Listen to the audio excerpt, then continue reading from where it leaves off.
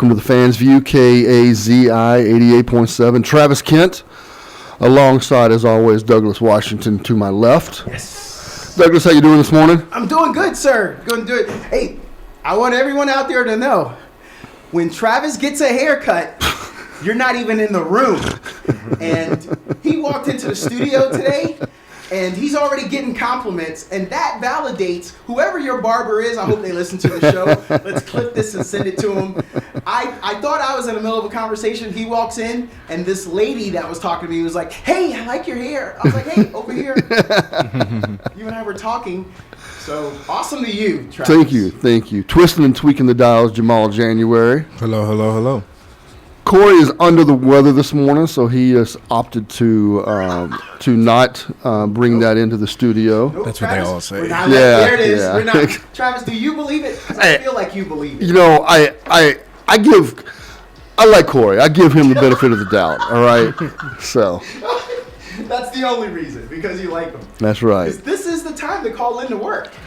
It is the second day of spring. Oh, yeah. Beautiful weather we're having. Nice, cool mornings. Perfect afternoons right now. Of course, we've already broken the 90s over the last couple of weeks. But so the last couple of days, when you get up and you see, I look at my backyard thermometer and it said 39 degrees this morning. But it's headed to what, mid-70s today, so it's going to be a perfect day. So get out and enjoy the weather. But we got lots to talk about on the sports side of things as well. Obviously, the NBA is barreling towards the end of the season. We'll continue to talk about that. NFL free agency is about wrapped up, and we kind of have an idea. We will begin having discussions over the next couple of weeks as we head towards the draft and get prepared for that. Right now, NCAA basketball, the tournament kicked off this week. Texas made a final push to get in the tournament. Yeah. Played well for about 35 minutes, Yes. but falls short against Xavier in their opening round game in Dayton on Wednesday. And it's opened up the discussion that we've touched on throughout this season with the ups and downs of the team, and that is the status of Rodney Terry as head coach. And as far as I know, there's been no official word from UT, but it sure looks like the momentum is towards replacing Rodney Terry as head coach. Unfortunately. I think so. I think it's in the air. Just because of the school and who else they could attract. Yeah. Now, we could go get a big-name coach and have the same result, and then here we are. I actually want to get ahead of this. Are we going to steal a certain coach from Arkansas? You think he could be a fit here? If he was still at Kentucky, and where he was last year before he made the move to go to Arkansas, I would think so. I think a one-year stop at Arkansas is not. I think Calipari views that he's not hurting for money. Yeah. He doesn't need to be money whipped to come to Texas. I think he probably says, you know what, that's a great offer. That would be a great place to go coach. But I'm not the type of guy to just take a one-year stop and then jump around. He goes, I think he probably would go back to the Arkansas folks and go, don't worry about it. I'm committing to you guys for 4 more years. Let's just say I'm committing to you guys for 5 years. Yeah. And because that's really been more of his style. He does have the used car salesman moniker that's kind of attached to him at times. But on the other hand, I don't see him as somebody who's been wishy-washy in his job selection or where he's been at. So, that's one of the names that popped up quickly. But I don't think that's going to be a real option. I saw a coach last night that looked really good, and I'm thinking he retired too soon. Jay Wright looked really good last night. Spry. I don't know. if you guys think he's a fit? if you don't have him on your list to at least test the waters and see if he wants to jump back in, then you're crazy. Yeah. What he's proven that he can do Yes. at the top level, I think you'd have to. I think you certainly have to kick the tires on that. You've got to make him at least say no. Yeah. Yeah. Yes. Oh, this is a great time for those guys. Yeah. Because we know there's going to be a lot of money thrown at whoever this hire is going to be. I mean, Texas right now is just on fire. Yeah. And so to join this organization, to join this university, yeah, I think we're going to bring in a big dog. I'm really excited about that. I want to know who it's going to be. Yeah, it's unfortunate that Corey's not here this morning because Corey obviously being in the media directly on a daily basis as opposed to us who just kind of dabble in it occasionally, has a better feel for who Rodney Terry is and what the direction of the program is. He certainly is the one who knows more of the stories and brought it to our attention last week about the lack of NIL money that's going into the basketball program versus where it is going into. All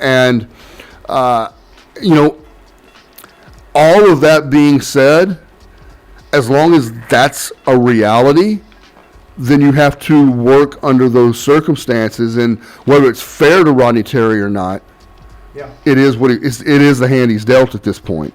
And so you certainly, if assuming Texas moves on, then we'll just look for the next hire, and hopefully that excitement of whoever it becomes turns into the excitement from the donor base to amp those funds up. So when we talk about this, Travis, for our listeners, those fans that are out there, what a difference a year makes. Yeah. And I'll use it as an example because I want them to know that if there is a change, be excited that something could happen next year. Next year, I say the Michigan job. You and I were just talking about Michigan before we came on air. Last year they were dead last in their conference, and then this year 27-9. I think I could be off there. 27-9, just won first round of the NCAA, beat a 30-win team who won their conference, and Day is his last name. It'll come to me, but the Coach Day, looks like he's the real deal. Yeah. And he may not be, but Michigan's back on top. Well, and you can look at like Rick Barnes at Tennessee, right? Tennessee's since Rick Barnes went to Tennessee and has rebuilt that program, they've been very good for a number of years now. Yes.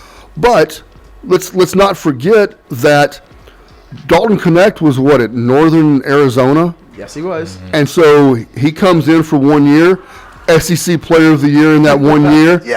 And Tennessee was a contender last year. Yeah. Dalton connects out into the NBA. Where do they go? They go to South Florida, and they bring up not Ziegler. Ziegler's been there. The other his other counterpart that is lighting it up and is and if Ziegler wasn't Defensive Player of the Year in the SEC, that guy probably would have been. It's one of these things where it doesn't take much, but it does take commitment from your university and your NIL partners to bring those in. Because, look, we got Trey Johnson here.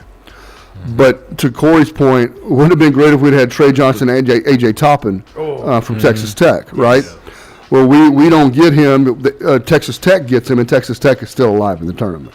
Man. You know what? I didn't even know.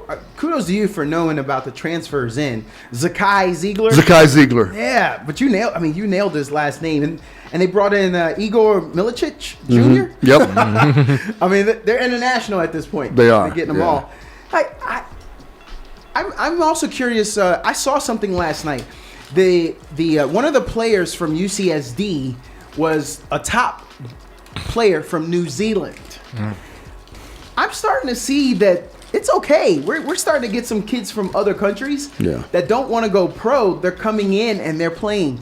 Peja Stojakovic, his son played on Cal with my cousin. Yeah, and he finally finished the year good because I thought he looked bad because he's a sophomore. Yeah, and he's gonna you're gonna have to stay now and do all 4 years because he didn't look that good. But he had a great tournament, ACC tournament run, and I think he finished off on top. I think it's okay, right? Yeah. You guys are in favor of these overseas European players coming to college? For sure. Yeah, First? for sure. How bad do you want to win? You got to get the best players in the world, in my opinion. Okay. Just imagine if Wemby would have gone to I don't know, Abilene Christian or something like that. You know? Why gotta be Abilene? Come on, man. Share with the rest of us. But just imagine. Selfish. Yeah, you see it time after time. You do, and we've seen fits and starts over the years. The college basketball and international players. Obviously, you have lots of great stories. Akeem Olajuwon coming over from the continent of Africa to play at U of H. There have been players over the history. I know, and his name is not popping into my head. There's Baylor about 5 or 6 years ago had this Australian kid come in and just shot the lights out of it. So you see some of that, and if you're not recruiting it, if you don't have feelers out there, then as a program you're probably falling behind the 8 ball. It gets because competition gets tougher and tougher. Look, Kansas is out in the first round of the tournament. Yeah, right. That's so. Let's face it. The landscape. Connecticut, who's your 2-time champion, is an 8 seed in this tournament.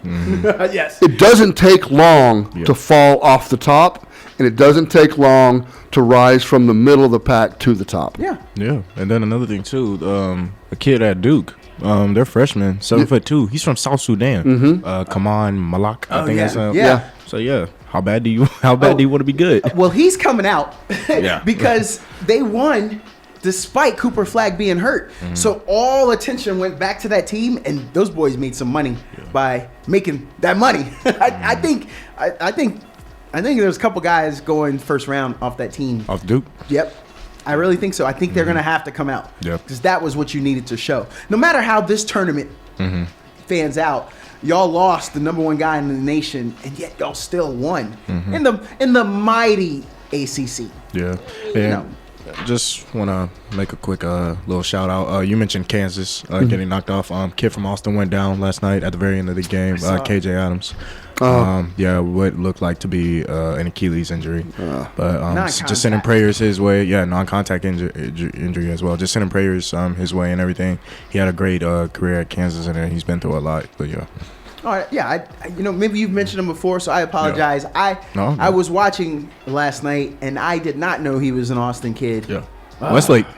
Well, he was at St. Andrews for freshman year, then he went to Westlake. But I got a question for y'all, too. Were there any teams that y'all are like, you know what, this team can potentially be a good, possibly elite 8 team? I was impressed. There were several teams that really put themselves on the proverbial map, if you will. I don't have the bracket up in front of me. I'm trying to pull it because mainly I left my readers in the car, so I got to go get my readers at the break. All right, I'll offer mine and get your feedback. I want to keep it Russian. You guys know that I speak Z Russian, but I also saw the game. That Michigan Twin Towers that they're doing with 2 7-footers. I don't know how they lost 7 games this year. Did I say 9? I don't know how many they lost, but I know they got this one, Wolf, and I want to see if that's the son of. Remember, was it Danny Wolf that played at the Magic? He was there around the times of Shaquille O'Neal. He was a 7-footer, but he runs the floor, gentlemen. He brings the ball up, and he started a couple fast breaks last night at 7 feet tall. Now he's shooting free throws at 56%, but I think he also he popped out. He hit a 3-pointer.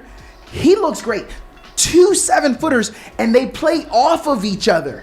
Once they throw lobs to each other, that's hard to do. So one is, his name is Golden, which is just a perfect name, I-N instead of E-N. Golden is from Russia. And then he's 7'1", and then you have Wolf, who is another 7-footer. Wow, just watch out. Now that they got the jitters out with those two and that team. Maybe UC San Diego was that good of a team, but watch out for Michigan. Yeah, so a team that impressed me that has been a staple over the last decade and a half, Gonzaga. Gonzaga looked and what they did amazing. to Georgia. Georgia obviously didn't shoot well, but Gonzaga put on great defensive pressure and then scored a ton of points. They did. It was a thorough beating from the get-go. But I thought Gonzaga showed really well. Creighton Looks really, really good. Once again, that's another mid-major team that has become a staple of the upper tier of college basketball. A long-tenured head coach. For those of you that don't know, Creighton, this probably goes back to the Rick Barnes era. I don't know that they still do it, but most, there's a preseason schedule that college basketball teams play where Texas will play Houston Baptist or something, like somebody that's completely outclassed. Like a tune-up game. A tune-up game. But generally, there's always one closed scrimmage they have against another team. And Texas and Creighton used to play their close scrimmage against each other all the time. And I think it went back to Rick Barnes because he had so much respect for the Creighton program, the types of talent they brought in. He knew they would have a big man who would be a challenge to play against. He knew they would have outside shooters that were a challenge to play against. He thought it was a great tune-up to get ready for the season by bringing Creighton into play in one of those close scrimmages. So. Yeah.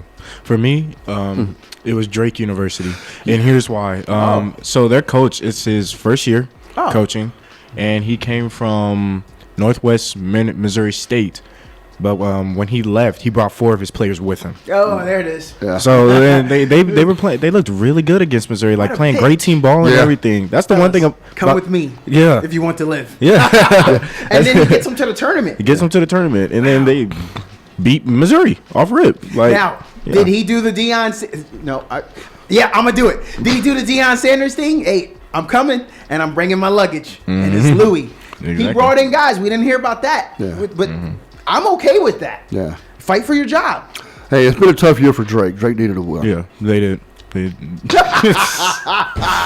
Wow. Yeah, Travis. He did it with a straight face. He did. He did. And I don't see Lamar anywhere. Too soon, Travis. We might have some Lamar. Hey, if you're a Lamar fan, please call up. We want to talk. Let's talk about your team. The Southland Conference. Speaking of Southland, That's Southland. That's right. There's somebody. Yeah. Have you ever? McNeese. I tell you what, McNeese was a great. I tell you what, 11/6. They're athletic, man. They are. Yes. They are. They crashed the boards. Now let me ask you this: if that big man for Clemson didn't foul out, do you think McNeese would have still won the game? Yes. Yeah. Momentum. Yeah. But that's his fault. Just because I like the story, I like the upset. Yeah. 11/6. I liked it too, but towards the end of the game, McNeese started doing some stupid stuff. They did. They were imploding on themselves. Yes. They're late. You can't believe you're like, am I really doing this? Yeah.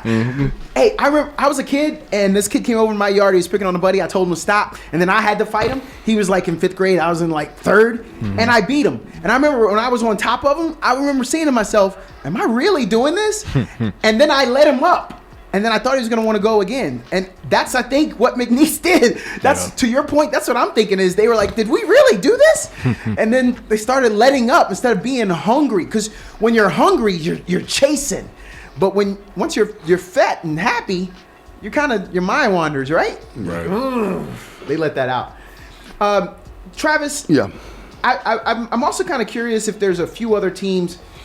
Alabama. Now that Alabama is moving on as a 2 seed, should we watch out?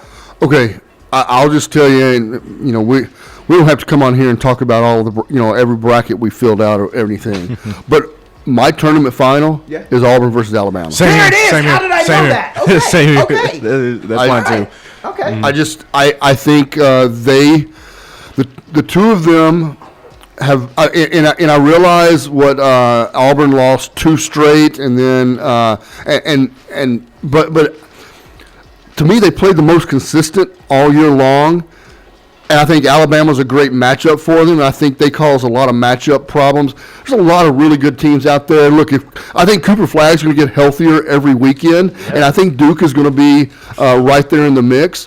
I just like Auburn and Alabama, and that's who I've got in my final. Well, the reason I'm glad I nailed that one because I thought, let me just see if Auburn and Alabama can just get through that first game and the jitters, because they're not there every year. And if they can, you're gonna have a long tournament with those two to have to deal with.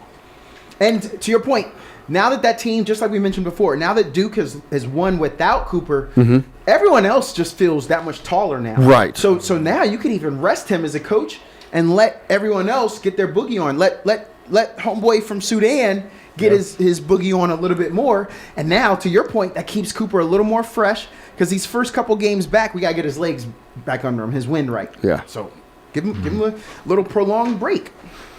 Yeah. One other quick question, because there might be some Rick Barnes fans still out there. Yeah. So Tennessee did win, guys. They beat Wofford, the Terriers. But that was a 15-point win. Listen, that's a good-looking 2 seed. Yeah, for sure. I mean, they're long, athletic. They can play up tempo. They can play a defensive game. Tennessee's very versatile. Rick Barnes has done a great job. You know, he's one of those. There's a short list of coaches that have had a lot of success in the NCAA tournament, but not won a title. Rick Barnes is on that list.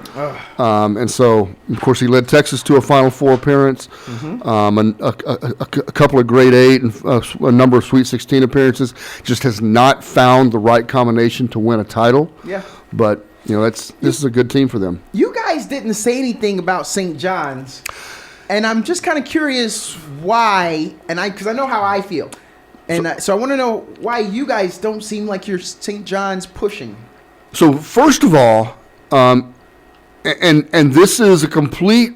I've talked about that on this show for years and years. Right? Is that I grew up getting introduced to basketball by the Big East. Oh. Right? But because that was Big Monday on ESPN, and you were watching Syracuse and Georgetown and St. John's and Villanova and Seton Hall, and they had what to me were legendary coaches and legendary players, and they were good basketball games. That's what I grew up on. I do not see as much Big East because of the changes to the conference, right? You've had teams leave the conference and move on. Connecticut is no longer part of the Big East. I mean, so there's a lot of changes that have gone on. And the TV has changed where the ACC, the Big 12, the SEC are sort of dominating the TV contracts, and you see a lot of their games on, and Big East has been pushed to the background of the viewing public. I haven't seen St. John's play at all this year. I haven't either. Now, it's Rick Pitino and what he's done. This is his fourth team to get to an NCAA tournament. Oh, it's his fourth team, and I believe I'm correct. His fourth team to win a conference tournament championship to get into the tournament. I mean, this is in 4 different conferences. I mean, it is what he is doing, what he has done over here, and we all know he's got some past, he's got some background. Talk about slick back hair, used car salesman. Rick Pitino has been called that many, many times. You go back to his Louisville days, and there's a lot of stories. You want to do some good internet sleuthing? Yeah. Go back and read some of the stuff, some of the not necessarily recruiting violations, things like that, but he had an assistant. Never mind. We're not going to talk about this. Do the research on your own. Yeah. There's some steamy novels that you can read based on some of that time. Yeah. But as a basketball coach, he's done a fantastic job. He definitely has. My deal with St. John's, I've just been hooked on the SEC this year, just the way they've been balling all around the conference. So that's the way. But they're in my Final Four. I will say that St. John's is in my Final Four. It's just when you guys look at that bracket out west. I mean, you've got. So we've already mentioned St. John's. Yeah. Well, now, who's he about to play? Arkansas. Yeah. John there's some talented coaches out there. Yes. If you look at the coaches that we got, I know I'm forgetting one. Well, we got Hurley at UConn, which would come out if they keep winning. Have you guys ever seen that much of a pedigree coach clash before the Final Four or the Elite Eight at a minimum? Because this has got to be the most watched second round game. I think we're all going to be wanting to know who comes out ahead. And I also would like to hear y'all's take. Who's going to win? Arkansas, St. John's. St. John's. Yeah, St. John's. St. John's. You know, look, Defense. Arkansas has done a great job. Calipari's done a great job with Arkansas, but Arkansas is not. They're not at St. John's level. They played a great game to get through the first round, but they are not at the level that St. John's is. I think St. John's wins pretty handily. Oh, okay. But that's no reflection on the great job that Calipari has done at Arkansas. Right. He just needs another year. He just needs more time. More dogs to come in. Exactly. Or Razorbacks. Exactly. So, yeah, we do need to get to a break. Let's come back on the other side, and we'll finish up some of this and talk a little bit of NBA as well right here on the Fans View. Bringing his soul. 7, Travis Kent alongside Douglas Washington and Jamal January. And we've got a caller on the line, so we're going to head to the phones. Hey, mystery caller, you there? How you doing? Good. Hey, Corey. Hey, I heard y'all talking about basketball. Yeah. Yes, sir. Y'all saw UT's next head coach.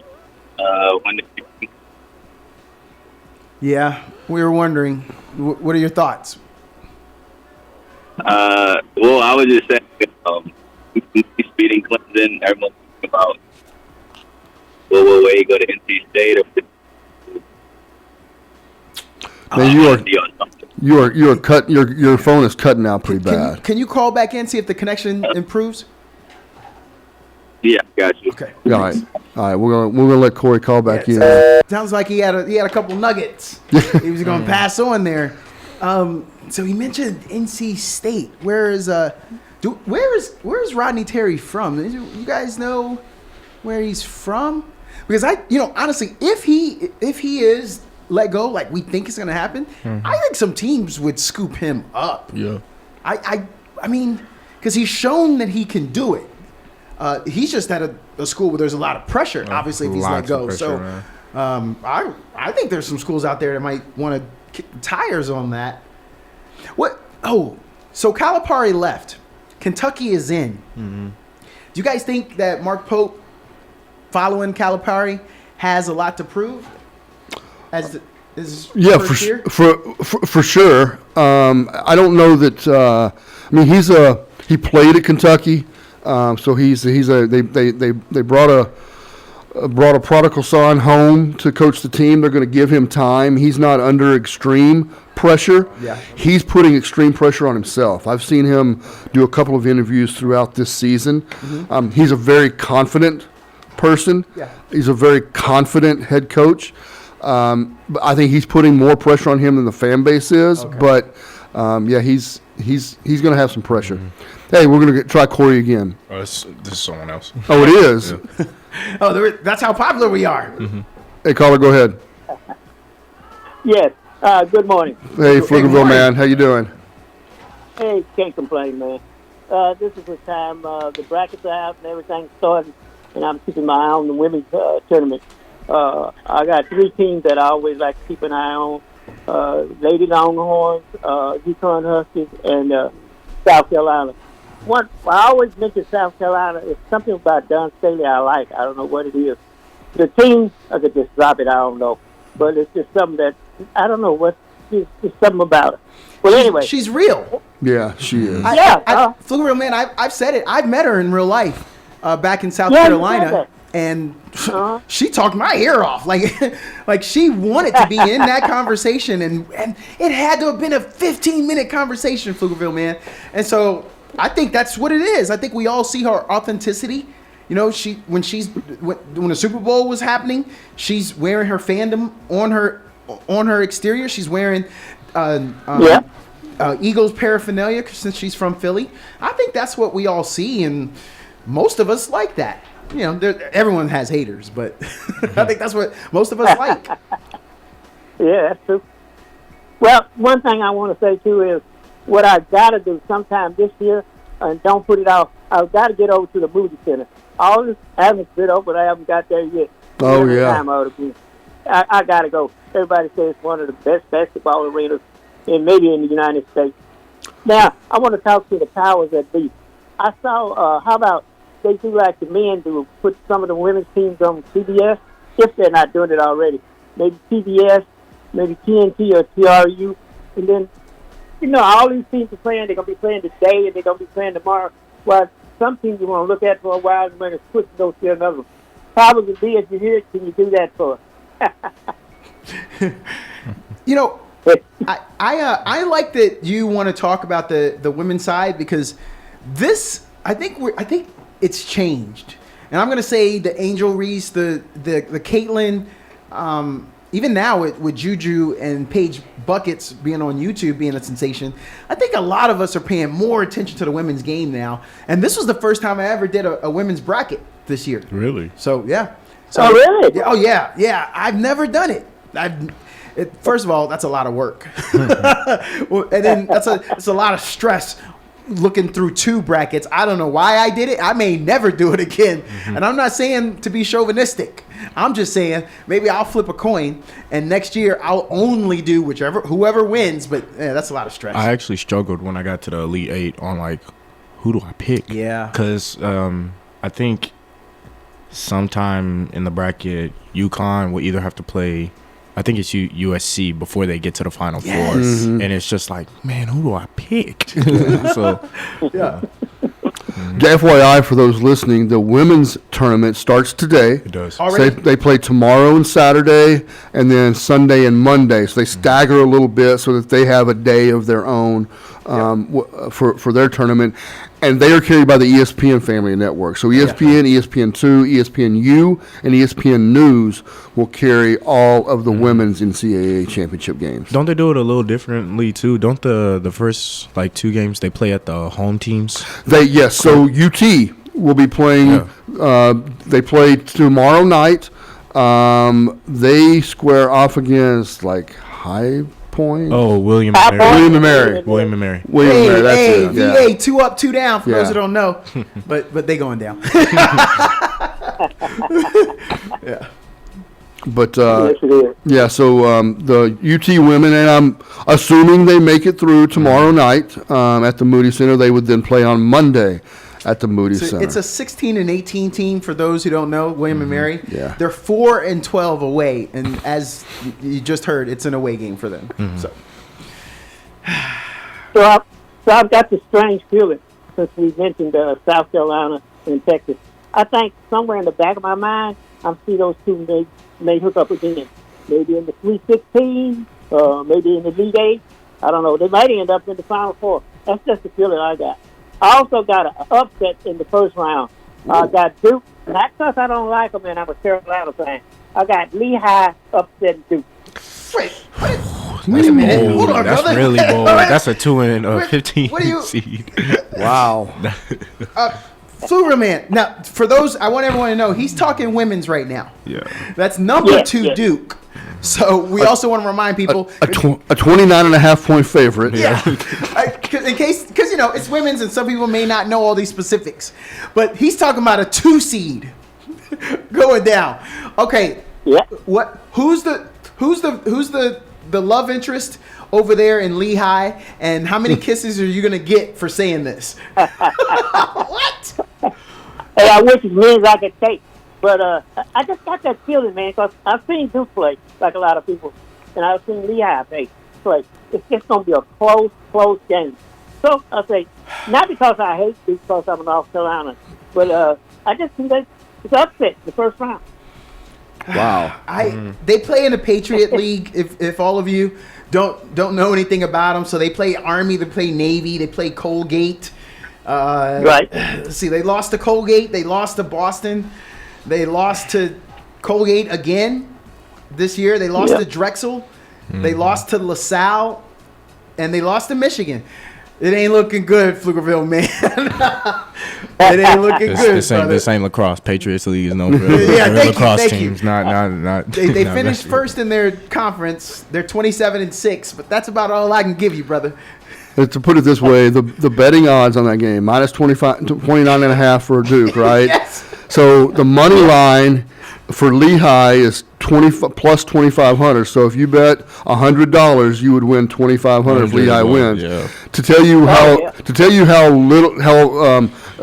Vegas doesn't think that's going to happen, Duke is minus 10,000. So you would have to bet $10,000 to win $100 on the money line for Duke. Okay. It's crazy. Okay, Jamal is going to help me out. Pflugerville, man, for you, because I got a rich wife, I'm going to go put $100 on Lehigh. Oh, wow. And that's for you. Okay. I got your back since you stepped out there. I'm going to do that. You'll have to tell me how I can do that. I got you. I'm going to do it. He's just gonna lose $100. I'll tell you that though. Well, he's family. He's a long-time caller. He's family. Yeah. I'll do it for family. Yeah. Oh, but if I do win, I'm not sharing with family. Okay, there you go. As long as he knows. All right. Well, what I do this year, I don't have a men's bracket because, like you said, it's too confusing. All I have is a women's bracket. Okay. So that's what I'm going to stick with. All right, guys. Thanks for having me on. I'm going to go and I got to go back to work. Thank you, and I'll see y'all next week. All right. Have a good day at work, Pflugerville, man. We appreciate the call. 512-836-2887. But we knew he was at work. That's right. Long-time listeners know. Yeah. I wonder if his boss ever is like listening and like. Yeah. Brother, you better get back over and finish your widgets. Wow. Number 2, Duke. For those who don't know, that's a 7 p.m. game. If you want to see. If you want to see if Pflugerville man's picks hold up. Sheesh. Well, I needed that laugh Yeah. because I don't want to. That's. I would say if it was the men's side, then maybe I would consider it. Not with this Duke team, but I remember I think it was the year I think Jabari Parker was playing there, and they got upset by who was it? Mercer? Was it Mercer? Yeah. Yeah, but not for. I think not that was this held women's against Duke him team. even in his NBA career. Yeah, I think we all just realized, brother, you not it. Ugh. Yeah. So, Travis, Yeah. if we're going to stay just on the women's side, just for one other little bit, I'm just kind of curious here. UCLA Yeah. is a 1 seed. Yeah. And I like Juju is my favorite player. We know about Paige Buckets. My wife even asked me, and she's from Los Angeles, and even she was like, well, what does UCLA got? And I was like, a good team, a well-rounded team. Yeah. Can a well-rounded team win it all? And you're going to say, well, it depends on the team. Well, that team, that UCLA, with no standout player of the year, people, in this day and age, can that win it all? I'm just curious your thoughts. Yeah, you certainly can. It helps to have a superstar, and we all know that. But UCLA is a really good team. They've they were beaten twice by USC during the season, but then got the better of them in the conference tournament. Yes, sir. Which you would sort of expect. Texas loses 2 out of 3 to South Carolina. The conference championship game was, a 10-point, 12-point final score or whatever. But that was a good basketball game for most of the game. So yeah, we got. Is Corey back on? No. Is Miss Oklahoma? No. Someone else. Oh wow! All right. Hey, caller. Hey. Hey, caller, go right ahead.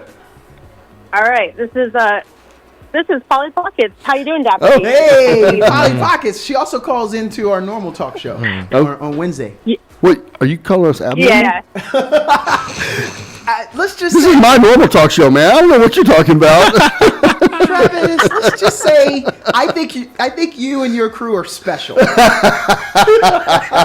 I'll cut his mic off. That's all I'm gonna say. I'm just gonna say y'all are special. Hey, Polly Pockets, appreciate you calling in. I'm calling to call Dapper D out. Okay. He just said that being in a women's bracket and a men's March Madness bracket is a little too much, but let me ask, how many fantasy football leagues are you in typically, and how many fantasy basketball leagues are you in? Let's just start there. Okay, that was a knockout punch. Yeah. I'm down on the mat. Yeah. You are right. Write that down. Sheesh. I didn't think of it like that. Oh my gosh. Next subject. Here's the thing, and I'm not going to defend Douglas, but I will say this from the standpoint of something like this in a bracket format is we have tried as much as we can to include the game of women's basketball into our discussions, especially over the last couple of years, as much as we can. And we appreciate Pflugerville Man for calling in. He's wanted to talk about UConn women's basketball for years and years. He talked about Texas, and we appreciate that. But what we don't have is the depth of knowledge. Yeah. When it comes to Texas and USC and UCLA and South Carolina and teams like that, we've seen them play. Yeah. I haven't seen many more teams play outside of that. No. And so that's where it comes in. I appreciate you guys even mentioning women's sport. I just had to call and pick on him. Yeah, no, I don't blame you. I'd pick on him too. And I want to give you guys some background. So I actually made a jingle, Polly Pockets, the best in the West. I made that up because she's from San Diego. She's from out that way. I think she said she went to college in San Diego, but she's like Los Angeles. But she went to UCSD. How about that, Polly? I remember that. So let's talk about you and those mighty Tritons. And can you tell us what a Triton is? You know, it's ridiculous. I don't know why the Tritons, it is what it is, or by the beach. It was probably like the laziest thing to pick. Sounds good. At least we're not, the Bears, which everybody always wants to be the Bears in California. Agreed. But we've been fighting to be in Division I for many, many years. I remember it was a fight back in the day. And although, with men and women, we didn't make it far, but still at least we were there. We had a presence, and we'll be excited for the next round. It's just exciting to actually see them be nationally mentioned, just like, women's sports are on the rise. I feel like my undergrad is finally on the rise. But I got obviously UT fan, so hook 'em, going for the females. And then another team, the Spiders. Don't sleep on the Richmond Spiders. Spider-born, Spider-bred, and I'll be Spider Dead. Oh, hey, do that again. So, wait, what is that's it? a little song. Spider-born. What's their chant? Spider-bred. It's Spider-born and Spider-bred, and when I die, I'll be Spider-dead. Oh, yeah. Okay, Richmond Spider. Yeah. And they play the Ramblin' Wreck from Georgia Tech. So there'll be a lot of chanting going on at Richmond. At Richmond. I've just seen the seating. It's in Richmond? It's in Richmond. Mm-hmm. Wow. Yeah, so I'll be watching for sure. We got to support my teams and especially my females. But I just called to pick on Dapper D. He got the joke. So my job is done for the day. I was radio silent. That was a great shot. I heard. Yeah. I heard. All right. All right, we appreciate it. Sheesh. Bye. Thank you very much for calling in. 512-836-2887. Let me throw this out there. Do you think another reason why back then a lot of guys didn't make women's brackets because UConn was just always so dominant that it's like and Tennessee. It's like we already know who's gonna win. Yes. It is true. Yes. No, you're exactly right. I mean, and I feel like even in this tournament, while what has changed for me growing up as a Longhorn fan and Jody Conrad's, the undefeated national championship team, Pat Summitt at Tennessee. Yeah. What's changed in the women's game is the spread of talent to more teams has certainly happened. Yes. Yeah. We see more teams that are competitive. But there's a difference between being more competitive and being able to get victories in big games. And that's what but now we're at a point now to where UConn can't just roll in and think they're going to beat everybody they play, right? And so, coming into this tournament, I think there have been years when I think you could look at a women's tournament and go, I think three teams have a chance to win it. Now I think you can say there's 7 or 8 teams that have a chance to win it. Yeah, because sorry. Reed. Yeah, no, that's it. Because let's just say you put all the number 1 seeds in the Final Four. That's UCLA, USC, South Carolina, and Texas. Mm-hmm. Texas has beaten South Carolina. South Carolina has beaten Texas. UCLA is beating USC, and USC is beating UCLA. So it's literally like who? Like I said before, who do I pick? Yeah, and so we just talk about that as the number 1 seeds, right? Yeah. But that leaves out a Notre Dame team. Yeah. That beat Texas earlier in the season. Notre Dame. So there's a good Ohio State team. There's let's see, North Carolina State. TCU. Haley Van Lith has changed that program. Yes. Yeah. So there are other, and that's what I think. That's the point, right? Is that you essentially just always penciled in the 1 seeds, and that may be the way it is. Look, in the men's game, it's still dominated by the 1s and 2 seeds. Yeah. In the Final Four generally, if you took the history of the tournament, the 1s and 2 seeds are going to make it a majority of the time.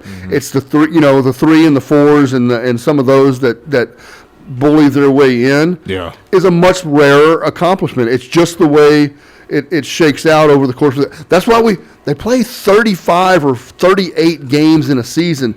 We know who the good teams are by the end of the season. Yep. So that's going to be the way it works. But there are certainly more teams that have a chance to pull off an upset and actually win a title than there used to be, for sure. Absolutely. I mean, when your team beats Valparaiso 77-59, you got to go with that team. Yeah. So you ask, who do you put in as number 1? Lehigh. You see that, Pflugerville, man? I did that for you. I'm trying to talk myself into it. I would say another thing too.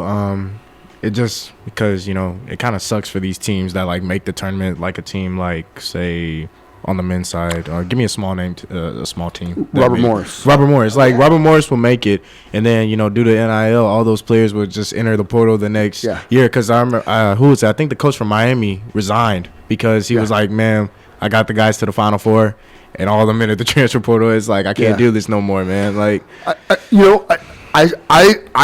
I still believe in my heart, like you talk about, like in the football, Nick Saban. Yeah. I think Nick Saban. Maybe it's only 25% or 30% of his decision, but I think a part of that decision was the changing landscape. And he's like, at this age, am I really going to be able to keep up and change the same way everybody else is? Maybe it's just time for me to let somebody else take over, etc. But you're exactly right. If there's a kid at Robert Morris who comes out today and they lose by 20, but he hits 6 of 8 threes and scores 24 points, he ain't going to be at Robert Morris next year. That's absolutely true. Because the reason I said that, because when I was watching Creighton play Louisville, I noticed that one of the players, I was like, he looks mad familiar, and I looked him up. He was on James Madison last year, the team that beat who was it, Duke? I was like, well, that's why you don't see James Madison in it this year. Well, we're seeing it on the football side. Yeah. Texas is not playing a spring game this year. They sure aren't. Nebraska's not playing. And these schools can come out and say all they want, that it's not about showing players. And there is some part of it that is definitely about that. Yeah. I want to talk about the excitement of Michigan. One of those 7-footers. If I told you that he was a proud Jewish 7-foot star who plays like a guard and on the under-20 team played for Israel, would you think I was making that up as a 2K person or a real person? Danny Wolf. Can you believe Danny that? Wolf. Okay. I just circled back on that. Yeah. And he played U20. And like I said, I saw him run a break last night, and he looked like he can do that. Yeah. So if we're going to have running 7-footers like that, I'm talking myself into liking Michigan a little bit more. And I can just tell you guys the 6 degrees separation part. I used to play basketball with Coach Drew. Coach Drew's on the staff there at Michigan. He used to be at Virginia State University. He played some NCAA ball, I think, at William and Mary. We're making fun of now you think about it. But great guy. And I know when he left Virginia State and he went there, I remember I hit him up on LinkedIn. I was like, hey, congrats.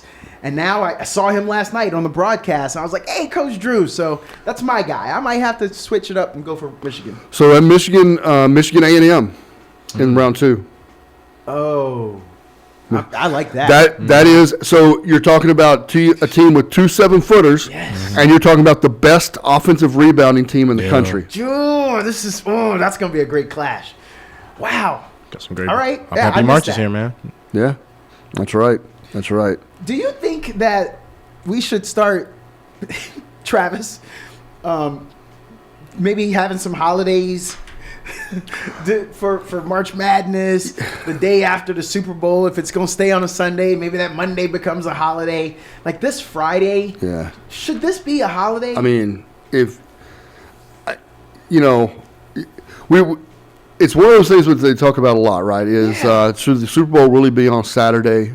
Because Sunday is a wasted day. Should you take PTO on Monday after the Super Bowl? I solve it by I'm hosting a marketing event for my company, and so I'm gonna have and it's legit, right? It does. I could have taken him to play golf on Tuesday. Yeah. But instead, we're going to go watch basketball on a Friday. It's the same theory, right? It's just it's around a different event, and I'm still getting my work done. I'm still reaching out and marketing, and we're going to talk a lot of business today while we're watching the games. And so, but I'm lucky I can fold that into my my business. Not everybody can, but I'm lucky that I can. Yeah. So. No, it's smart. I think you might have helped some people out. Yeah. That if you're going to host, bring them in on today and do it the Travis way. That's right. It's a good idea. All right, so we're up against it. We need to get to a break, and we'll come back on the other side right here on The Fans View. 88.7 FM, The Fans View, broadcasting from Austin, Texas. Okay, what's up? What's on your mind, Mr. Oklahoma? Is Travis gone or what? Yeah, he's gone. Yeah, he's he's gone. left. He's got to go to a work event. He's the host of the event. Man, I'm telling you, man, I am in heaven with this college basketball, man. It's good times. I mean, the women is gonna be on ESPN all day. Yep. All day. There's a game already. Iowa State and Michigan are already playing. Yeah, well, in certain games that I watch, I like to watch South Carolina. I like Notre Dame. I like UConn. And I like UCLA and USC. Hey, but what about that? Sounds like someone's bandwagoning, but that's just me. It does sound that way. So, does the name Audie Crooks mean anything to you? She's from Iowa. No. Sophomore. Well, no, not really. No. Okay. She's the center. She's the center for Iowa State. Okay, the team that I name, I normally watch them, Okay. Unless they playing against Iowa State, I watch Texas too. I watch Texas women too. Okay. Well, she catches the eye. She's a big body in the middle, and 6'3" in the women's game is tall. But she also has some girth, some stature behind her, and her father was a basketball player who played at Mankato State and South Nazarene, and her mom was a standout basketball player. So she comes from that lineage, and I was just wondering if you were kind of curious about her, because a lot of people really like her story. Because in this day and age, we like to body shame people. We fat shame people. We make fun of people if they don't look like what the norm is. And like I said, she is thick, but she is a great player. So I was just wondering if you knew about her. Her season. Yeah, Well, I'm gonna check her out, but those teams that I really named, I watch them a lot, because I want to see UCLA go real far deep, in the playoff and everything, so. I can't say Oklahoma because, let me get on Oklahoma that quick. If they fire the men's basketball coach, they need to take the Oklahoma coach and the football coach from Oklahoma. They need to fire both of them. You said a package deal? I'm really not happy with them, man. I'm not. Okay. If you are the athletic director at Oklahoma, I know you don't hang out there during the off season. I know you down here in Austin, maybe Dallas, maybe Houston, probably in Dallas. Please call up because we want to talk to you about this package deal. What we're saying is just clean house. It's the springtime, spring clean, all that. I'm with you, Mr. Blum. If that's what you want, let's do it. Yeah. I mean, because I'm not happy with the basketball coach. I'm not happy with the football coach. Because I heard on the Paul Feinborn show for the football coach, they said this is the year to make it or break it. So and I don't blame them. What else? What else are you interested in when it comes to the men's side? Or is there a team in particular you're excited about? Yeah, well, Houston. Houston. I love Houston, but I'm gonna tell you, I don't think they're gonna win the championship. What? Now they might go to the Elite Eight, maybe the Final Four. But I don't think they're going to win that championship. When they get to the championship, they always stumble. And that ain't bad though. If they don't win it, you make it sound like it's the end of the world. For those who don't know, he is from Houston, people. Even though he calls himself Oklahoma. Douglas, I would like to see a championship out of the Cougars. It's not the end of the world for them, but they always disappoint me, in that situation. I want to see a champ because I think they can do it, but they just kind of fall apart at the end. Well, is it falling apart or just running into the best talent in the nation? It's how you see it, right? Yeah, but man, I'm thinking about the last time they was in the championship with NC State years ago with Akeem and Drexler and them, and man, I was so hurt, man. I just keep bringing that up. They didn't even have the 3-pointers back then. If they'd had the 3-pointers, they'd have lost worse. But I want to see them win a championship in Houston. And the Rockets just have 2 little championships, man. And I don't know. I like to see championships. So that's just me. Okay. Well, and I tell you, man, my favorite player in college. Men basketball is that guy for Tennessee. What's his name? Shakai? For Tennessee. Zakai Ziegler. Mm-hmm. Yeah, man, I'm gonna tell you, I love to see that dude play, man. He's just like a pest, He's a pest, he runs down, steals the ball.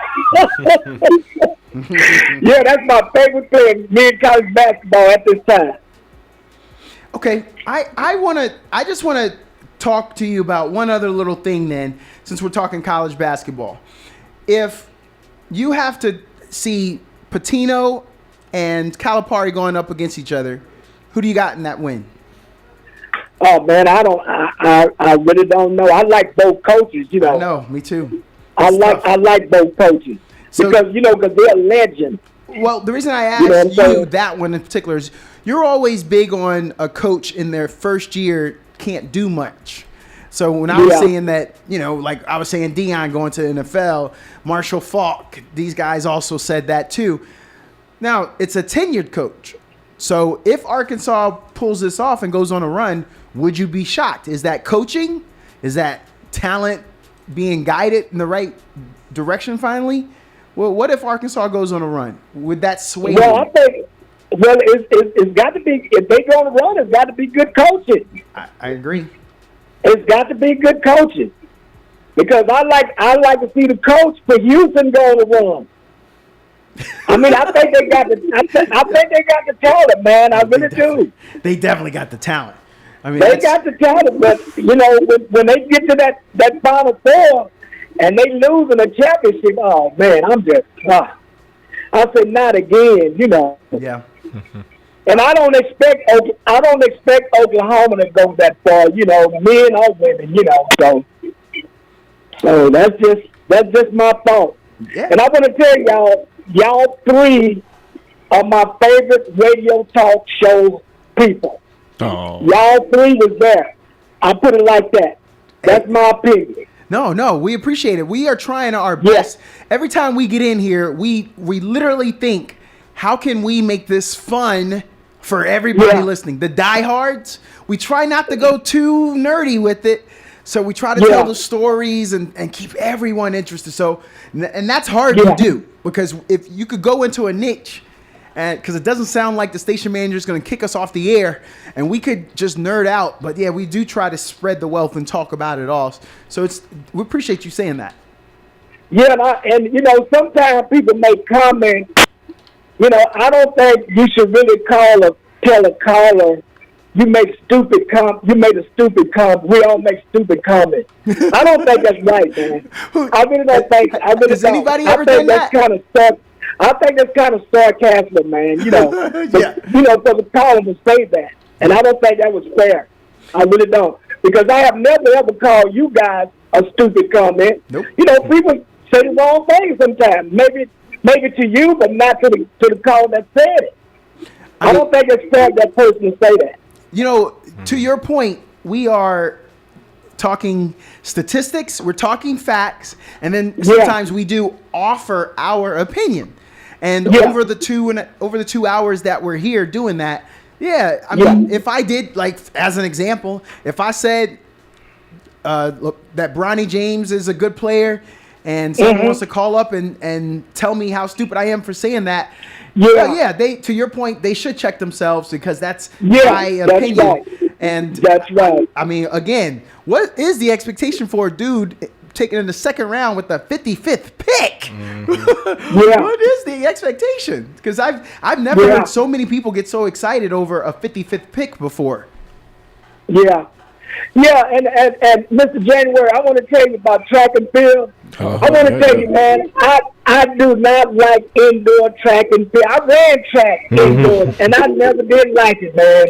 Yeah. You know, running on that wood like that, bouncing up on that wood, man, I never did like that, man. Yeah, it has its ups, but a lot of outdoor runners think indoor track has a lot of downs. You know, running depending on your hour, you could be running on a 300-meter track, you could be running on a 200-meter bank track. For the sprints race, for short sprinters, you only have 60 meters to try and get the top speed. For hurdlers, 60-meter hurdles. It's indoor track is iffy. And then when you running the open quarter, man, it's like you running extra on the indoor. You're running. And I don't. That's why I don't. I you know, when it come on TV, it's been coming on TV lately. I don't even watch it, man. I like the outdoor track and field. You know, it's definitely a lot more fun outdoor. It is frustrating. It's frustrating. You see somebody go around and you think, all right, hey, here we go, coming down. Oh no, they got to do another lap. And another thing too, I would say, just from the experience of being a runner, luckily I didn't have to run on the bank that much, because of my event, I'm a hurdler. Yeah. But whenever your lanes 6 and because there's 6 lanes, right, in indoor track. Lanes 6 and 5 are the contenders. 4 and 3, you kind of have no shot. I'm not gonna lie to you. Well, 4, you kind of have a shot, but 3, you're back there, man. And then don't start in lane. If you're starting in lane 1, just think about it as that you're getting cardio out there. your chances are not looking too bright. Man. Yeah, and I'm gonna get out there once I say this too. You know, our women softball team, we right where we supposed to be, number 1. Yes, sir. And then tonight they got Texas and LSU baseball come on tonight. God, check you out. Wait a minute. So you're not gonna watch basketball? You're gonna tune into that? Yeah. Well, you know, like I said, man, I do watch basketball, but I never watched the first half. The first half doesn't mean nothing to me. You know, because I flick back and forth. I flick back and forth. You know, if it's a blowout, what's the use of watching it? You know, I watch the interesting basketball games. You know what I'm saying? I'm gonna watch men and women, but I flick a lot. And you know, when I flick a lot, man, I see my TV have smoke coming out the back. What in the rabbit ears antennas do you have going on? But you know, I'm flicking around a lot. I like to watch different sports. You know what I'm saying? Yeah. No, that's a. But hey, man, I'm gonna talk with y'all next Friday, man. You know, but you know, it is what it is. When I say, man, you know, y'all 3, Travis, y'all are the greatest to me. Y'all 3. We appreciate that. It means a you. lot because we know that you call into the big E and you get on with Feinbaum and them. But we appreciate that you say that to us and our local talent. All right, man. Hey, y'all take care, man. Thanks, Yo, you too. bro. So for anyone that would be interested, he did hit on a good point. Tonight at 7 p.m. on the SEC network, if you got it, Yeah. Texas 17-2. LSU 21-1. That's gonna be a good game. That's a great game. So if you gotta watch something, tune in. College baseball is good ball. It is. You're gonna enjoy it. You get to hear that ping. Yeah, I was thinking that too. And you think everything is a launched shot when you hear that ping. Yeah. And then you get to see some talent that you're probably going to be seeing on the next level when it comes to these two teams. I wonder what would happen if we got MLB to use metal bats, man. What would actually happen? Well, I feel like we got to move that mound back for reaction time. Yeah. That's the first thing that comes to my mind. Or they got to start wearing a helmet. Facts. Pitching a helmet, which I'm not against that anyway. I'm squeamish. I blame that. That's part of my PTSD from being in the military.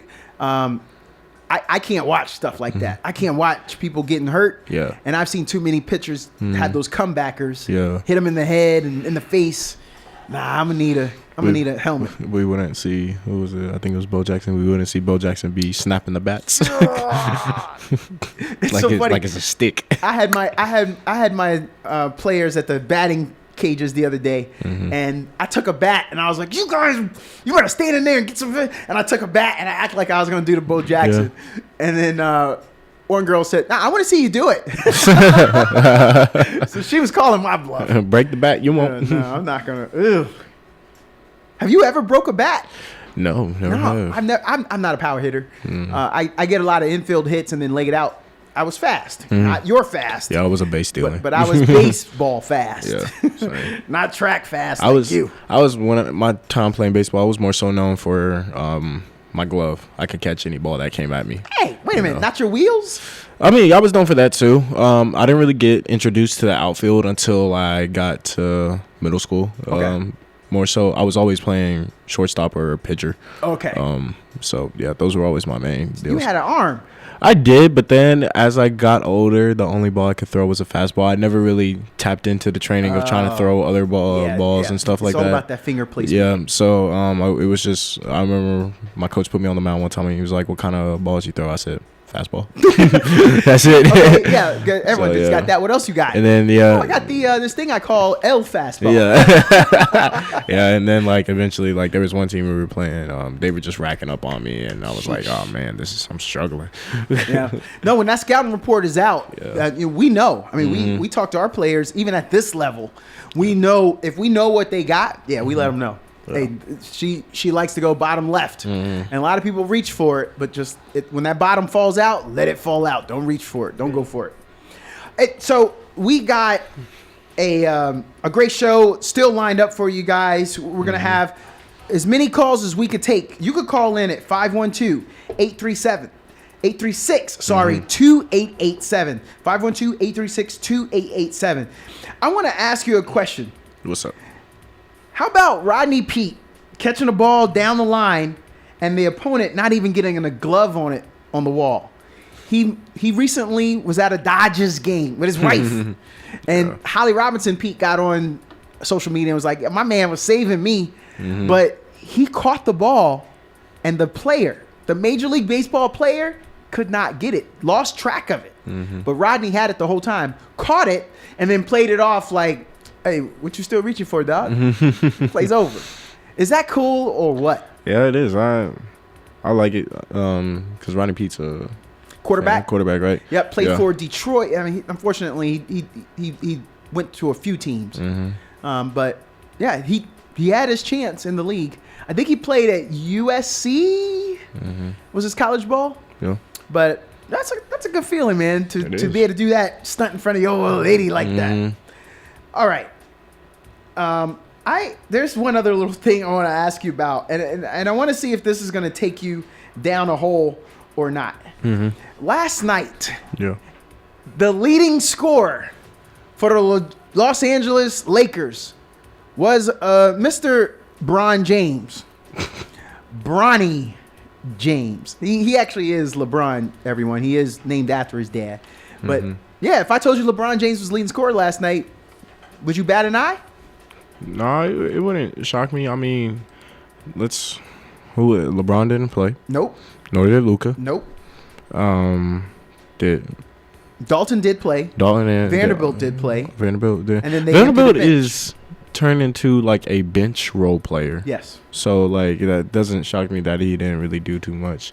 Maybe there could have been a game plan. JJ might have gone in the locker room and said, "Hey guys, this could be Bronny's game. Let's do it. It'll be good, like for the media and stuff like that." If you know that you are going to be taking on the Milwaukee Bucks, who are looking good, they seem to be hot right now, and Luka down the stretch here has been looking a little tired. He's been getting a lot of effort while LeBron has been out. So you give him the night off. So if you don't know how that works, people, you can bring up someone from the G League to help out on the bench. Well, insert Mr. Bronny James. We ain't got to go far. We can use you because they also rested. Vanderbilt did not play. I'm sorry. Yeah, okay. And Dorian Finney-Smith also did not play. And for those of you who don't know, I mean, these are normal rotation players for the Lakers. So LeBron Jr. LeBron last night went for 17. He had a block, most importantly, just like his daddy. Yep. And where are all the haters at now? Because you can't do that.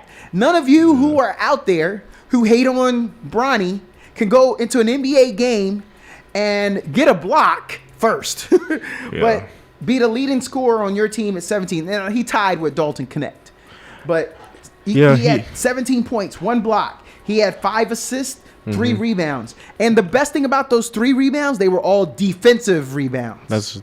That's amazing. Those are great especially rebounds. for his height. Yes. Against, hold on, let me see, because I know Giannis played. Torian Prince is tall. Kuzma is tall. Yes. And Brook Lopez is Kuzma's got tall. something to prove because those who don't know, Kyle Kuzma used to play for the Lakers. Yeah. And he won a championship in the bubble with them. Brook Lopez is from tall Los and Angeles. heavy. Tall and heavy.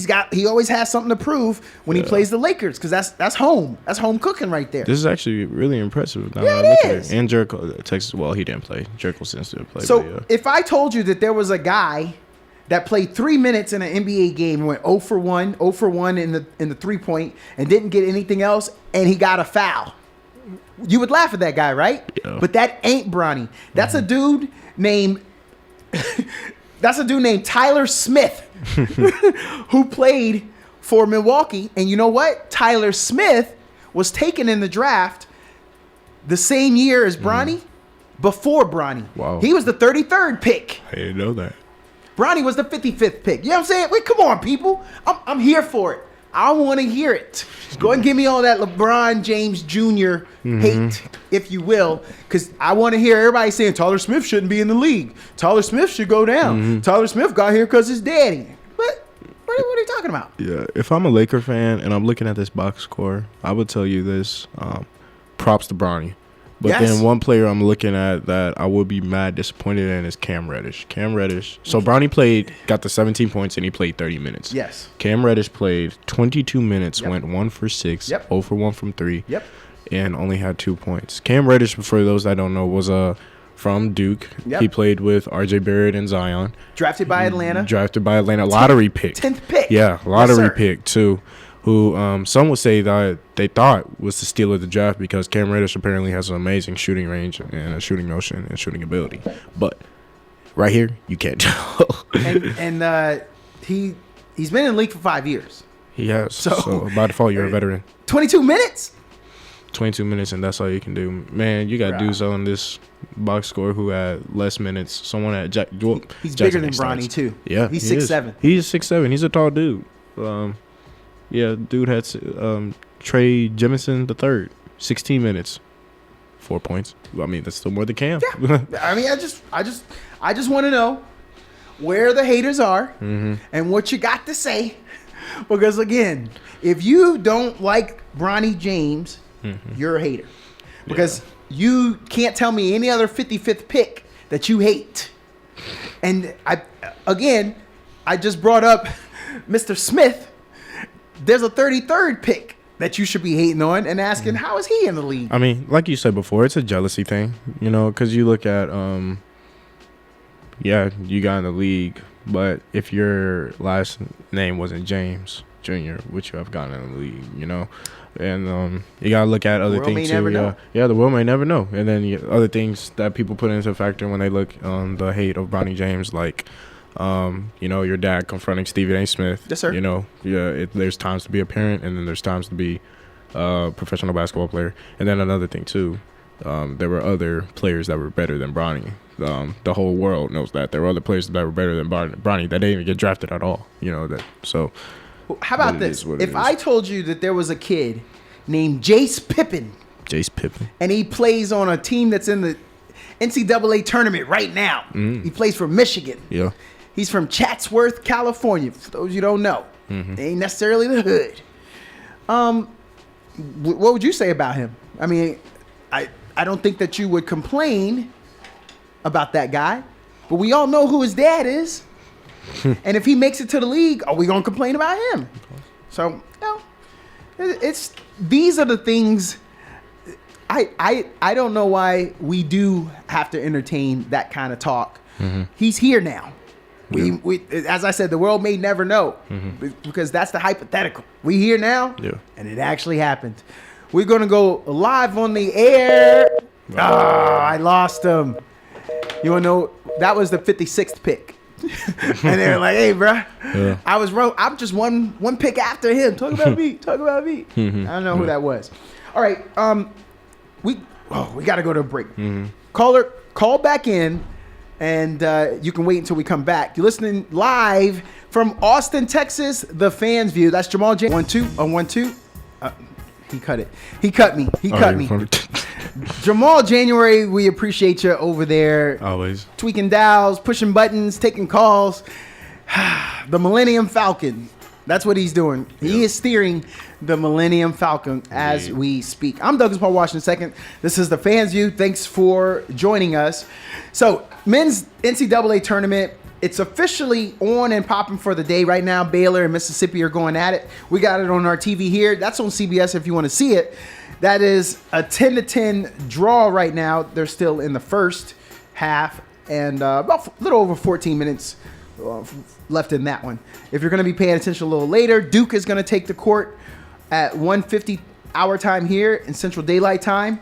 Iowa State has a little something going on at 12:30, a little after we get off the air. And Alabama plays at 11:40, if you guys want to check that one out. And then St. Mary's and Vanderbilt are going after it. Vanderbilt had a great year in college football. So let's just see if I can carry over to some basketball. Mississippi State got two dudes on their team that are 5'11". Yeah, shorties. Two, not one. They don't two. make them like that anymore. That's an equal opportunity coach. He said the DEI ain't getting to me.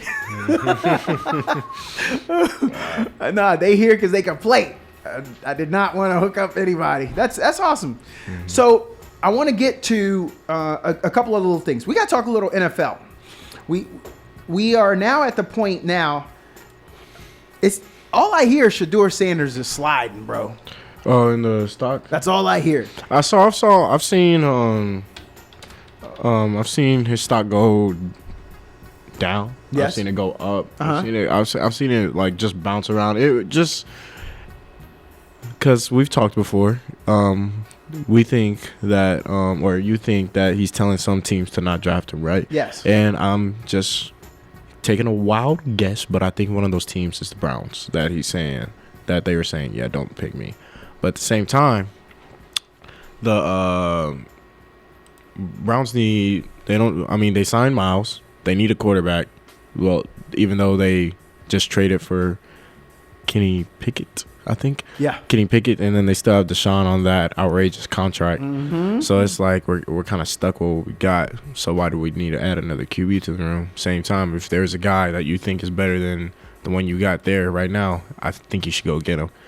And then another thing too, they don't know the Giants. That's what I was getting to. The Giants don't know if they're gonna get Aaron Rodgers or Kirk Cousins. Yep, he's Kirk still Cousins he's still available, Yep, right? still out there. Kirk Cousins. So it's like, in my opinion, Aaron Rodgers is now turned into a poison to an organization. I think you should just go ahead. If you're the Giants, go ahead and just take your door, man. Just take the door. I know they signed Tommy DeVito. Is that his name? They did. They re-signed Tommy DeVito, Yes, but sir. like, come on, dude. I mean, I just don't see Tommy DeVito being a franchise QB. No, Tommy's he's not the future. He's serviceable. He'll get you through a game, but that's about it. When Tennessee was at the combine, rumors are that they were aggressively shopping that number 1 pick. And since then, it's cooled off a bit. Yeah. But if that tells you they may not be convinced of this quarterback class, and if the Giants are not convinced of this quarterback class, that helps everyone else. The farther you slide, the better you glide. You know what I'm saying? I think you're going to be on a good glide path because now you get to make it to better teams. And look, people, he doesn't have to stress. He comes from money. Yeah. He had one of the highest NILs valuations while he was in college. So he's okay with maybe being the 19th or the 20th pick. You know, they joke as a family that he wants to get picked before his father. But no, it's okay if you just go ahead and go to a team, you sit 1 or 2 years, and then you come in. Yeah. That's perfectly fine by me. I'm okay with him going to Jacksonville and sitting behind Lawrence because I don't think Lawrence is what we think he is. What about is Mac Jones still over there in Jacksonville too? Oh, I think that's the issue why Jacksonville is not going to take a QB because they got 2. I mean, one was a first overall pick, and the other one was funny you say that. Top like 15. Do you remember last year I compared their stats to each other? Yeah, and I was saying that Mac Jones can do. I think they heard me. Yeah, because I allege that everything Lawrence can do, Mac Jones can do. He's just at a crappy organization. Yeah, I mean, listen, man, these teams they gotta want to help you out. If you're not set up with players around you, you're going to have a hard time. A la Sam Darnold. Yeah. A la Geno Smith. I mean, we're just talking about the people who have changed their zip code. A la Kirk Cousins. They let him go. That old regime, that's not the current Commanders regime. The old regime let him go. And then you saw what happened. He went out to Minnesota, and he was dealing. And then that got him this contract. Had he not pulled that or tore that Achilles, he might have stayed in Minnesota. But they realized, okay, he's old. That's a big injury. Any of these? My apologies. Yeah. Didn't mean to cut you off. No. You're good. Of these teams that are picking early? Do you think they are one pick away, one position pick away from being a playoff contender team? So, I'm glad you brought that up. I believe that Tennessee. Really? If Tennessee had the right quarterback in that conference, I could see it. And that's my feeling. I just feel like that organization just needs a boost. Yeah. I don't remember the defense being that bad. It's not Sweat is on that defense. Yeah.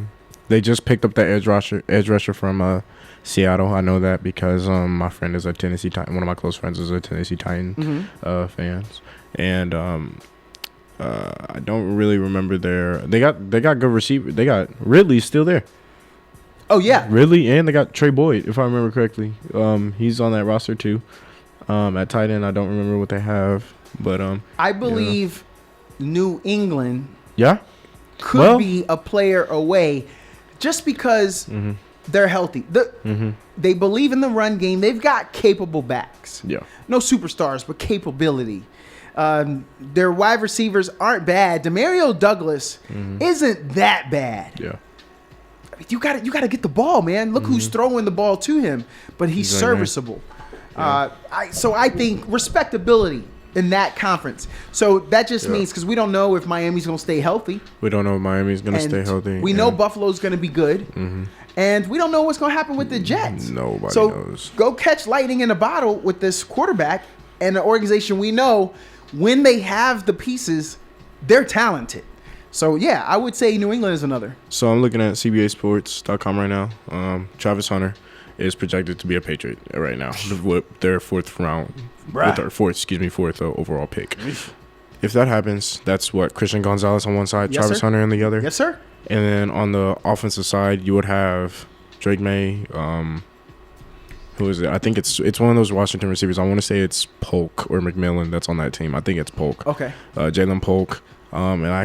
And what was the other? Demario Douglas? Yeah, thank Yeah. you, Demario Douglas. And so, yeah, Travis Hunter would not have to do too much on the offensive side of the ball. But in my opinion, if I'm New England, you have a backup QB that could potentially. Last year they drafted what's the dude's name? Joe Milton. They drafted him in the 6th round. But I believe Joe Milton you can at least trade him for at least a 3rd round pick think you or a can second. get something for him. Yeah. He equipped himself very well in the preseason. Yeah. He didn't get a lot of play during the season, but he looked great He looks great. in He the has preseason. a killer rocket arm. Yes. Like, I mean, his combine was amazing. Mobility. Yeah. I would definitely push that out there to one of these teams. Offer that up to offer it up to Minnesota with the 24th pick, because they already said they're going to JJ. They are. So just put someone behind JJ, just in case, because that was Achilles for JJ, or was it ACL? ACL, I think. Okay, hey, bruh. He may get off to a slow start. I think so too. You may need to just see what he looks like. The mobility the mobility was never a strong point for him. I just don't get it, man. Like, I mean, when he was at Michigan was primarily a run-dominant football team when him and Harbaugh were there, and Blake Corum. So, but that coach over there in Minnesota sees something in JJ that I don't. But we'll see what they get into this year. What about Pittsburgh? Pittsburgh Steelers. So things are getting a little weird. They have no idea who's going to be QB. Are they sticking with quarterback, right? But on this, it projects that they're going to get an edge rusher, if I saw it correctly. Yeah, an edge rusher. But I've seen some that were like, okay, if Shador goes early, Jackson Dart can be an option. If Shador doesn't get picked, Shador could potentially be a Steeler. It's a 21st pick for those who don't know. Mm-hmm. So like falling to 21 is not bad if that's the case. And here's why. So your Miami Dolphins have the 13th pick. Yeah. They're not, probably. you know what? Shador I would not and be Miami mad at Lifeline. all, I mean, man. that looks really good. Just for the looks Miami. for the health of Tua, man. He looks Miami's written all over his Exactly. persona. Okay, that distracted me. No, you're good. Indianapolis, they're not, because they still need to figure out Anthony Richardson, and then they just brought in. Your line, brother. Yeah. I know Fraternity it's tough. brother, yeah. It's tough.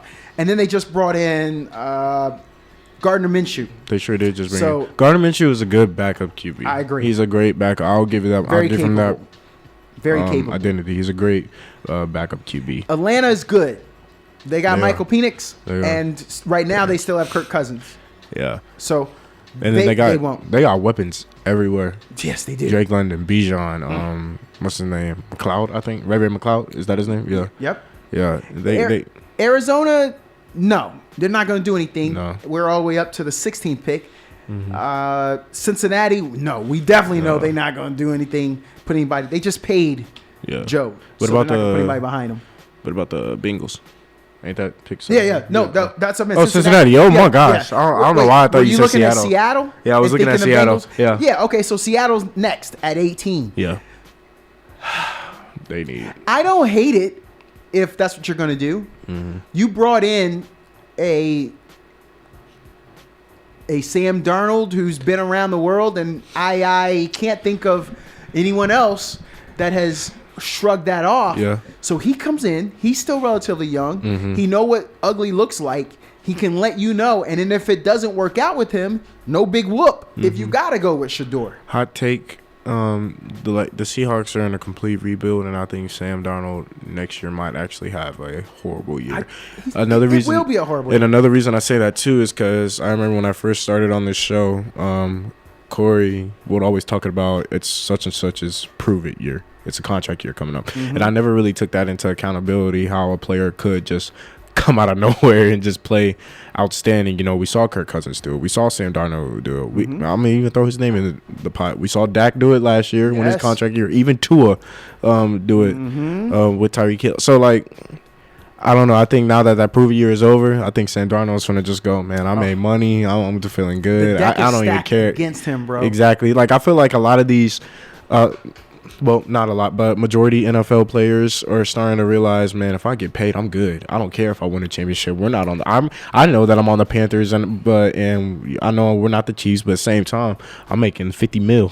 Like, you know. Let me ask you a question then. We know Vegas would like to get Shador. They would at love to 6. get Shador. Yes. He's sliding, so he'll be there. But let's just say the New York Jets trade up with the 5th pick, take that from Jacksonville. Yeah. You got Justin Fields as the wily veteran, and you got Shador right behind him, because that was just a 2-year deal he signed, Justin Fields, right? Just what do you think about that? I think so. Do you like that? I would like to see that. Same time, the Jets are trying to invest in a QB that they have right now, who goes by the name of Jordan Travis. For those that don't remember who Jordan Travis was, he was at Florida State when Florida State was going undefeated, and then a gruesome leg injury or ankle injury happened to him, and that also led Florida State to not be in a contender for the national title because of the rules or whatever. But I mean, I don't know if Jordan Travis is back and ready, but before that injury, Jordan Travis was projected to go first round with those other QBs. Yeah, he did with those other QBs. So I don't know. I mean, I wouldn't mind seeing him with Justin Fields. Yeah. And, you know, but my thing is Justin Fields somebody that can mentor Shador with the career that Justin Fields has had, you know? He sounded like he was very professional in Pittsburgh. Yeah. When he lost his job. We didn't hear about no tweets. We didn't hear about no DUIs. We didn't hear about no scuffles. No kertuffles. None of that with Wilson. So because of that, I'm gonna say he's a professional. You know, to get tossed around like he, you know, when he left Chicago, he could have said some bad things on his way out. He did not. Yeah. And he would have been justified. I don't think anybody would have been like, man, that was wrong for you to say. But he decided to take the high road.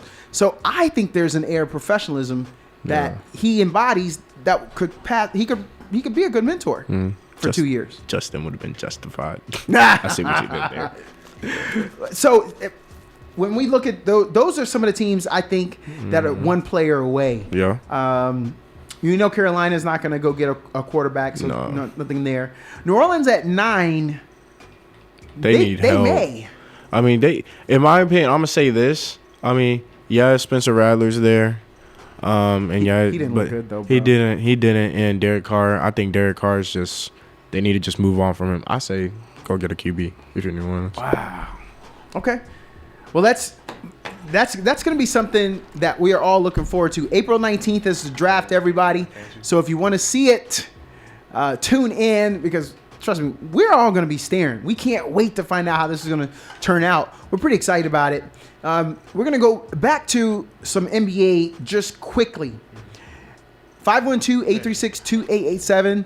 You can call in. We are coming down to the last few minutes of the show. Cooper Flagg. So when he went down in the ACC tournament, I thought he should not mess with his money and take that time off. But he's back and he wants to play in the tournament. Yeah. So I mean, I get that. I'm gonna make this comment because we have a caller. But I remember when Zion got hurt, and all the NBA players and everybody was like, "Bro, sit down. Just sit down and make that money. Wait till you get to the league and make that money, because that's when the real competition starts." You know. Yeah. But I get it. It's the pride that kicks in. You know. Trying to get it to the team. They won the ACC without you. Let them go. If they can win this without you, you still get in the ring. You carried us during the hard part, got us through the season, gave us the #1 path in the tournament. Yeah. You know, there's something to be said about that. But nah, young buck, don't rush back. Don't be a superhero. Yeah. All right, we got somebody live on the air. Hey man, I didn't mean to call it, but I got to ask this question. What's up? What do y'all think Colorado going to do this year in football? Deion Sanders had that commercial. We coming. What do y'all think? I think that they are coming, and they're going to have a great year. They've got some a reload of talent. Yeah. They got some 5 stars coming in. Yeah.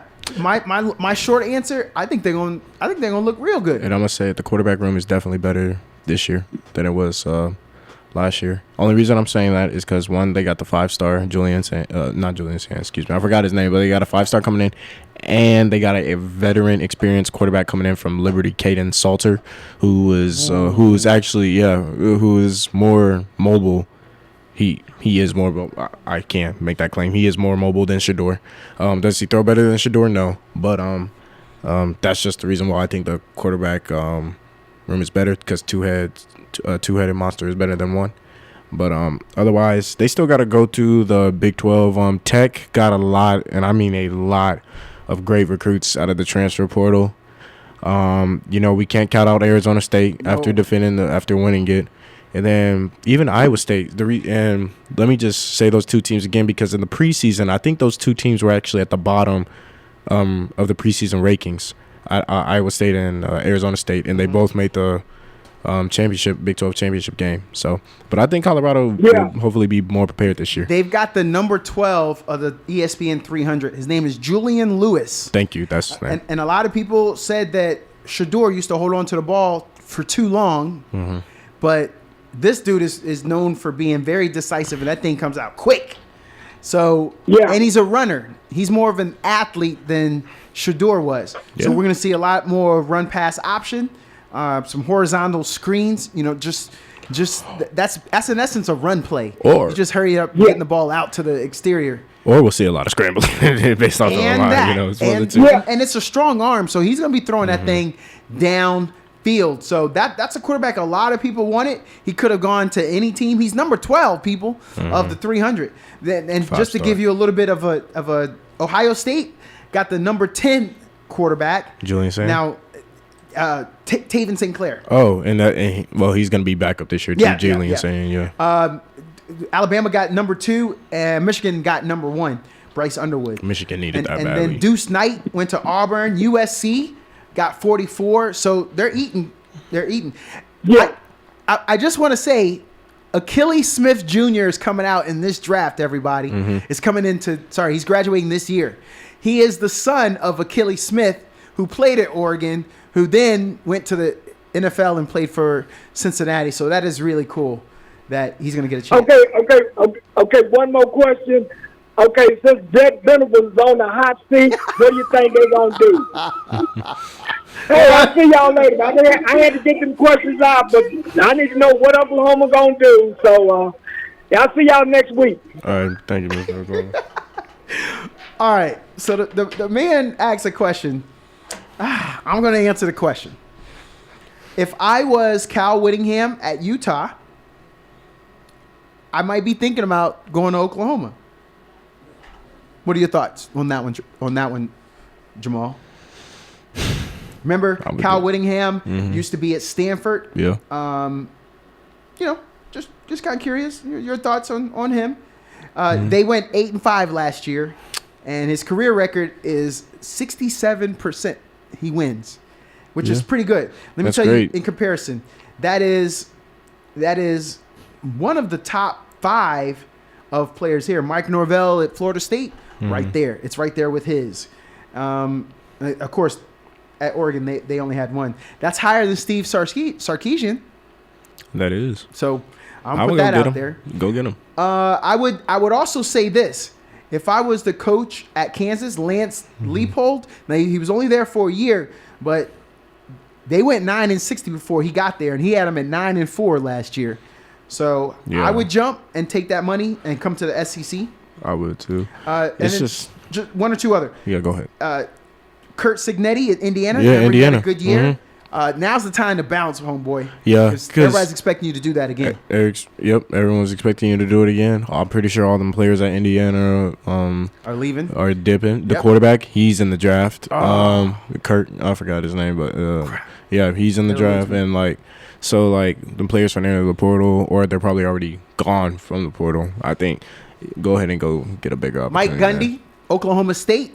He's not leaving Oklahoma State anytime. But soon, I'm I think hearing so. rumors But that they want him to go. Mm-hmm. And how better to stick it to him, because you're a man, you're 40, and you know when it's your time to leave. And he ain't saying it's his time to leave. So, But going to your quote unquote go Boomer Sooner. that would be insane. I'm pretty sure he would have to like have security with him everywhere he goes. Yes, he would. Leaving from Stillwater to I would Norman. not use DoorDash. I would not have anybody delivering Yeah. food. Mm-hmm. I want to see it made in front of me. Yeah. I'm getting my own chef. Mm-hmm. And Luke Fickell out at Wisconsin. Wisconsin. Yeah. Get out. I like that. It's an upgrade Mm-hmm. for him. So those are a few names. Mm. I don't think we're gonna talk Mac Brown out of not North Carolina. It's just He left. But Mac Brown, since he left North Carolina, Mm-hmm. and now Belichick is there, Mac Brown might want a job. Go to Oklahoma. It just sucks because, like, obviously, you know, when you look at Oklahoma and you think of, like, when Baker was there, when Jalen Hurts was there, when Kyler was there, you know, they were dominant. They were always Yes. beating up on Texas and stuff like that. Well, Kyler did lose to Texas. Excuse me. Sorry, Longhorn fans. I got that one wrong. But still, though, they were dominant there. Those dudes were making the college football playoff. They Yes. were making the Big 12 championship when it was when Oklahoma was in the Big 12 and stuff. So it's now like, as a coach, sometimes I wonder, like, if they're always like, man, these dudes are gonna get me fired. Man, we don't got the talent. No, we don't. Yeah. These players ain't disciplined and stuff. Yep. You know, and that's why I look at it. That's why when Mr. Oklahoma asked that question about Colorado, I look at a team like Tech who put in work this offseason in the transfer portal and stuff. You know, I didn't hear that much about Oklahoma at all because they're now known as a bottom tier SEC team, which sucks. Who knows? Maybe Oklahoma might go jump back into How far Big the 12. mighty Yeah. have fallen. Yeah. Mm-hmm. But we've been hearing that frustration from Mr. Oklahoma these last couple years. Yeah. And he has been pointing the finger at Venables, and I have sometimes sided with him, sometimes I fought with him about that. But Venables, bruh, Yeah. I think this your prove it year. Mm-hmm. And right now, I'm not so sure you're gonna be able to prove it. Yeah. Well, we thank everyone for listening in. This has been The Fans. You will be here every Friday from 10 to 12. We've got a lot of games going on today. So now that you got your sports fix with us, and if you had that TV on and you muted it in the background, now it's time to turn up that volume. Get your neighbors mad, get your family mad, because I know them kids is home on spring break, but you got to watch. You got games to watch. Yeah. The other spouse can take care of them kids. You got to watch that TV. Yeah. And if both spouses are watching the kids, I know y'all got another TV in the house or phones. Let that babysit your kids. So if you want more parenting advice like that, you keep calling into a sports show like this. I'll be happy to help you out. I'm Douglas Paul Washington II. I'm Jamal January. That's Jamal January. Thanks for listening. We out.